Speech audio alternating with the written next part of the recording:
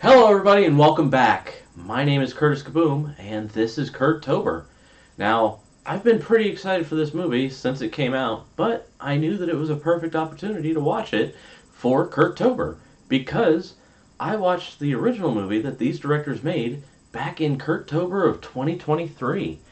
They made Talk to Me, so now on October 13th, lucky number 13, 2025, I'm watching Bring Her Back. Bring Her Back is a 2025 horror movie directed by Danny and Michael Filippo, I hope I said that right, who also directed Talk to Me a couple of years ago. Now, I really enjoyed Talk to Me, so I think this movie had a lot to live up to, and I think that it honestly blows Talk to Me out of the water. I thought that this movie was so freaking good. I'm gonna try and not give too many spoilers in this review, but I will say that this has to do with a ritual that is trying to bring someone back to life, hence the name Bring Her Back, and two siblings who suddenly lose their father and are thrust into the foster care system. This movie has a lot to do with how people deal with the loss of a loved one and how they end up coping with it in the long run, or how they don't cope with it, which leads to one of the most vile and despicable villains I have seen in a long time. I absolutely hated this woman, but she was brilliantly played by Sally Hawkins, who you might remember from The Shape of Water. I haven't actually seen that movie yet either, but now I might have to. And even though you see her as this evil person, you somehow still have a little bit of sympathy for her.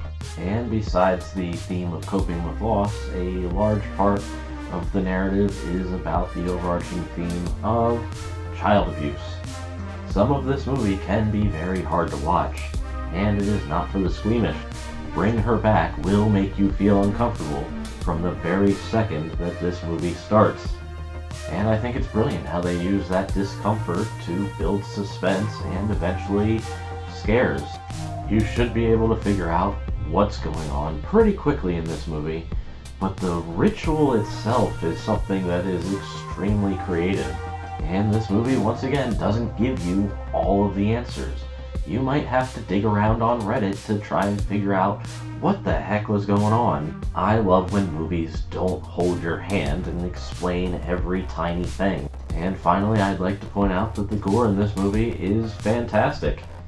It is very realistic and shocking at times, which makes it extremely gross. Just make sure that you brush and floss your teeth before watching this movie.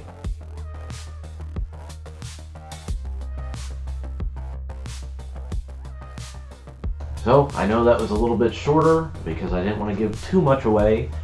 So to wrap this up, would I recommend this movie? Absolutely. Bring Her Back is the first new classic of Kurt-Tober 2025. It is creative and scary and gross, with characters that you care about and hate.